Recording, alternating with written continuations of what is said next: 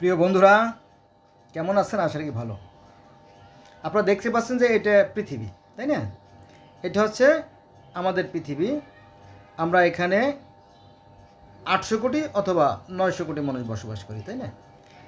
আর সৃষ্টিকর্তার যে বিধান, সৃষ্টিকর্তা যেই হোক, তাকে যে নামে ডাকুক তাতে কোনো সমস্যা নেই। সেটা কোনো সমস্যা হচ্ছে না। সমস্যা হচ্ছে ধর্মের বেলা, তাই না? যে যত বড় ধার্মিক সে তত বড় মূর্খ, অথবা যে যত বড় মূর্খ সে তত বড় ধার্মিক। হ্যাঁ, আর এই পৃথিবীতে দেখবেন সবচেয়ে বেশি রক্তারক্তি হয়েছে এই ধর্ম নিয়ে।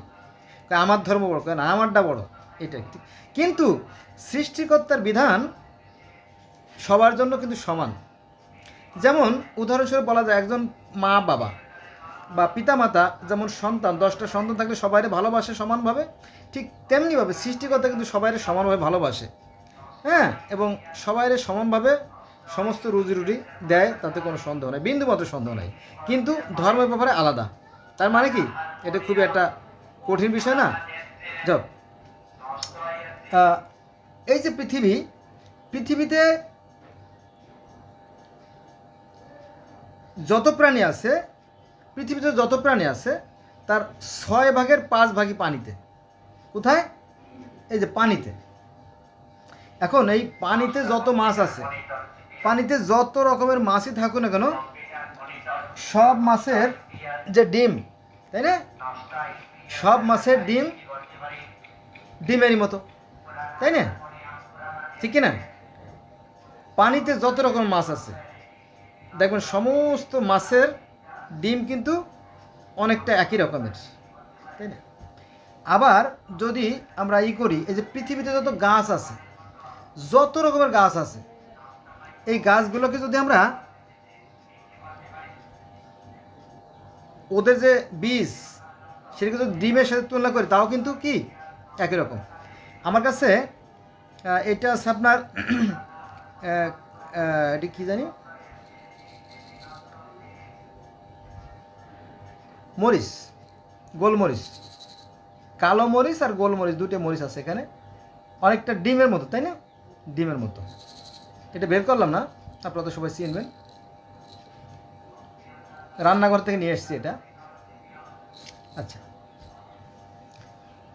আবার এখানে সরিষা দেখেন, এটাও রান্নাঘর থেকে নিয়ে এসেছি আপনাদের দেখার জন্য। যারা হাসার তারা হাসবে, সমস্যা নেই। যারা মূর্খ তারা হাসে বেশি, মনে মনে আনন্দ পায়। এটা কিন্তু সরিষা, ডিমের মতো। আবার দেখেন আলুটা, এ কাইন্ডস অফ এগ, অনেকটা ডিমের মতো, তাই না? দেখেন অনেকটা হাঁসের ডিমের মতো। হাঁসের ডিম দেখবেন একটা সাইড নিচু থাকে, হাঁসের ডিম একটা সাইড নিচু থাকে, একটা সাইড থাকে একটু, হ্যাঁ, মোটা থাকে না ডিমের, অনেকটা একটা ডিমের মতো, তাই না? দূর থেকে মনে হয় একটা ডিম, আপাতত দৃষ্টির ডিম মনে হবে, তাই না? আচ্ছা, আবার এটাও কিন্তু ডিমের মতো। একটা পেঁয়াজ নিয়ে এসেছি রান্নাঘর থেকে, কি হাতের কাছে তো পাই নাই কিছু, এটা নিয়ে এসেছি। এটাও কিন্তু একটা ডিমের মতো, তাই না? কে কি মনে করবেন আমি জানি না। আচ্ছা, এটাও কিন্তু ডিমের মতো। বেল, একটা সাইড চ্যাপ্টা, একটা সাইড চিকন। ডিমেরও কিন্তু এরকম একটা সাইড চ্যাপ্টা থাকে, একটা সাইড চ্যাপ্টা থাকে, একটা সাইড চিকন থাকে, জানেন তো? এই যে ডিম, এই ডিমের গায়ে 1700 ছিদ্র আছে। যারা মূর্খ তারা হাসবে, বেটা 1700 ছিদ্র তো আমরা জীবনে একটা ছিদ্র দেখি নেই, তুই 1700 ছিদ্র কীভাবে দেখি? হ্যাঁ তাই না? এই ডিমের আছে 17টা স্তর। হ্যাঁ, এই যে ডিমের উপরিভাগে যে শক্ত খোলস, একটা স্তর, এর পাশে একটা মোটা বাউ প্রকোষ্ঠ আছে, 2টে স্তর, তারপর আছে পলিথিনের মধ্যে একটা লেয়ার, 3টে স্তর, এবং সাদা যে অংশ তার মধ্যে আছে আরও 3টে স্তর, 6টা স্তর। তারপরে ডিমের কুসুমের উপরে পাতলাটা আবরণ থাকে, 8টা স্তর। তারপর ভিতরে কুসুম একটা 9টা স্তর, এবং ভিতরে যে একদম কেন্দ্রে, ডিমের যে কেন্দ্রে, একদম কেন্দ্রে দেখবেন যে একটা বায়ু প্রকোষ্ঠ থাকে। তারপরে আবার যে থাকে না আপনার যে কুসুমের দুই পাশে আবার থাকে নেটের মতো কিছু ছাঁকনি থাকে, তারপরে পুরো ডিম জুড়ে ছাঁকনি থাকে। আপনি ডিম যখন ভাঙবেন না, একটু যখন ডিম ভাজবেন তার আগে একটু ভেঙে লক্ষ্য করে দেখেন, এগুলো নেটের মতো এক প্রকার সুতার মতো একটা জিনিস দেখা যায়। আর একটু বাতি হয়ে গেলে ডিম রক্তই তো জমে যায়, তাই না? তো এইভাবে ডিমের মধ্যে অনেকগুলো স্তর আছে। এটা শুনলেও মূর্খরা হাসবে, আমি জানি মূর্খরা হাসবেই, কারণ মূর্খদের জন্মই হয়েছে বৃথা, ওরা হাসবে, কিন্তু ওরা চিন্তা করবে না, ওদের বিবেকে কাজে লাগবে না। অথচ কোরআন বলছে সৃষ্টি সম্পর্কে চিন্তা করতে, যেটা বলছিলাম মূল কথা আলোচনা ফিরে যায় আর কি। তাহলে আমরা দেখলাম যে পৃথিবীতে যত মাছ আছে এই যে নীল পানিতে, তাই না? তো তারা ডিম পাড়ে। আবার পৃথিবীতে যত গাছ আছে, গাছেও ডিম পাড়ে, তাই না? এই যে বেল, এই বেলের ভিতরে আবার কয়েক শত আবার ডিম আছে, জানেন তো, তাই না? বেলের ভিতরে যে বীজগুলো থাকে। আবার একটা বাদামও নিয়ে এসছে রান্নাঘর থেকে, হাসবেন না প্লিজ, হাসবেন না। এই যে একটা বাদাম, এই বাদামটাও কিন্তু একটা কাইন্ডস অফ এগ, ডিমের মতো।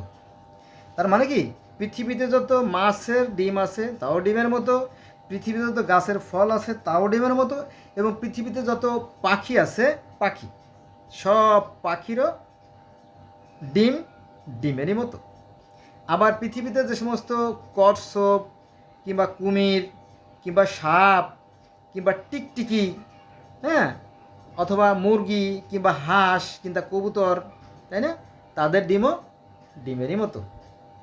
সমস্ত সৃষ্টি, মানে কি, পৃথিবী যত মাছ আছে, পৃথিবী যত গাছ আছে, পাখি আছে, প্রাণী আছে, সবার যে মেজারমেন্ট, এগুলো একজন সৃষ্টিকর্তার করা। আর যেটা বলছিলাম যে সূর্য যখন তাপ দেয়, এটা সায়েন্সের ছাত্র ছাড়া বুঝবে না, যারা মূর্খ তারা বুঝবে না আমার কথা। সূর্য যখন তাপ দেয়, সূর্য তাপ দেওয়ার ফলে পৃথিবীতে যত গাছ আছে, পৃথিবীতে যত মাছ আছে, পৃথিবীতে যত কীটপতঙ্গ আছে, পশু পাখি, তাদের খাদ্য তৈরি হয়। হ্যাঁ, সূর্য তাপ না দিলেই খাদ্য তৈরি হতো না। অর্থাৎ সূর্য যখন গাছের উপরিভাগে তাপ ফেলে, তখন গাছের উপরে একটা ছিদ্র থাকে, ক্ষুদ্র ছিদ্র, যেটা খালি চোখে দেখা যায় না, যাকে বলা হয় পত্র রন্ধ্র। পত্র মানে পাতা, আর রন্ধ্র মানে ছিদ্র বা হোল বা গর্ত, যাই বলেন। তো সেটা খুলে যায়। তো খুলে যাওয়া আর না খুলে যাওয়ার কি আছে? যারা মূর্খ তাদের কথা বলতেছি আমি, যারা বুঝবেন তারা বুঝবেনি। তো খোলা না খোলার কি আছে? প্রকৃতিতে এক প্রকার মোম তৈরি হয়, যে মৌমাছিরা যে মোম এনে তারা বাসা তৈরি করে, তো ওই মোম ওই ছোট্ট এইগুলো দরজাগুলো বন্ধ করে দেয়, পরে সূর্যের হালকা তাপে আবার সেই দরজাগুলো খুলে যায়, তখন তাদের খাদ্য উৎপাদন প্রক্রিয়া শুরু হয়ে যায়। অর্থাৎ যাকে বলা হয় ফটোসিনথেটিক বা সালোক সংশ্লেষণ প্রক্রিয়া। এটা কিভাবে হয়? সূর্য যখন তাপ দেয়, তখন তো পত্ররন্ধ্র খুলে গেল, এই তাপের মাধ্যমে আর বাতাস থেকে কার্বন ডাইঅক্সাইডের মাধ্যমে আর গাছ শিকড়ের মাধ্যমে, অর্থাৎ শিকড় মূল ডোমের মাধ্যমে শোষণ প্রক্রিয়ায় চুষে পানি নিয়ে আসে গাছের পাতায়, তাই না? দেখবে যে ওই যে বড় বড় 100 হাত লম্বা যে নারকেল গাছের ডগায় যে পানি, নারকেলের ভিতরে পানি থাকে না, ডাবের ভিতরে পানি থাকে না, ওই পানিও ওই শিকড় থেকে নিয়ে পানি উঁচু করে দেশে, যে মানুষ যাতে আমার সিস্টেম চিন্তা করে। কিন্তু বিশেষ করে আমার মুসলমান ভাইরা তো চিন্তা করেই না, তারা তো নেশার ঘুরে আছে, বেহুশ। ওই যে বাগবাকুম হুর আর পাখির মাংসের লোভে বেহুশ। নামাজ পড়লেই জান্নাতে যাবে। অথচ নবী মুহাম্মদ সাল্লাল্লাহু আলাইহি ওয়াসাল্লাম কিন্তু ভিন্নভাবে নামাজ পড়তেন, জানেন তো? নবী মুহাম্মদ সাল্লাল্লাহু আলাইহি ওয়াসাল্লাম সেই হীরা গুহায় চলে যেতেন, সেখানে নীরবে নিভৃতে গোপনে, সংগোপনে তিনি কী করতেন? সেই সৃষ্টিকর্তার আরাধনা করতেন। সেটা ছিল একটা ভিন্ন। আর এখন বাণিজ্যিক ভিত্তিতে চাষ হচ্ছে। এখন আর সেই ইসলাম নাই। এখন সুদও খায়, ঘুষও খায়, আকাম কোকামও করে, আবার ওই যে জান্নাতের নামাজও পড়ে। এই নামাজে কাজ হবে না। এই নামাজগুলো কাল কিয়ামতের ময়দানে আপনার মুখ বরাবর ছুঁড়ে ফেলে দেওয়া হবে। ওই নামাজে কোনো কাজে আসবে না, 5 পয়সার কাজে আসবে না। ভণ্ডামি ছেড়ে দেন, ভালো হন। কারণ জান্নাতে যেতে হলে ভালো কাজ করতে হবে। হ্যাঁ, সৃষ্টিকর্তায় বিশ্বাস এবং ভালো কাজ। বোঝা গেছে বিষয়টা? তাহলে আমরা দেখলাম যে পৃথিবীতে যত মাছ আছে, পৃথিবীতে যত গাছ আছে, যত প্রাণী আছে, সব জায়গায় ডিম আছে, এমনকি মানুষেরও ডিম আছে, তাই না? মায়ের ডিম্বাশয় দুই পাশে দুটো ডিম্বাশয় থাকে, সেখানে প্রায় 5 লক্ষ ডিম্ব থাকে। প্রতি 28 দিন পর একটা ডিম্ব পরিপক্ক হয়ে জরায়ুতে আসে। যদি সেটা পুরুষের দ্বারা নিষিক্ত হয় তাহলে সেটা ভ্রূণ তৈরি হয়, বাচ্চা তৈরি হয়। আর যদি না হয় তাহলে সেটা ফেটে মাসিক আকারে বেরোয় আসে, বাচ্চা হয় না। তাহলে আমরা দেখলাম যে এই পৃথিবীতে যে সৃষ্টিকর্তার যে বিধান তা মূলত এক এবং অভিন্ন। There is no difference in the eye of law, eye of creator. All men are equal in the eye of creator. Isn't it? Yes, I am. So I shall request to my friend, please, above all my request, let's go from today. We shall never call for the religion. Thanks a lot for watching my video.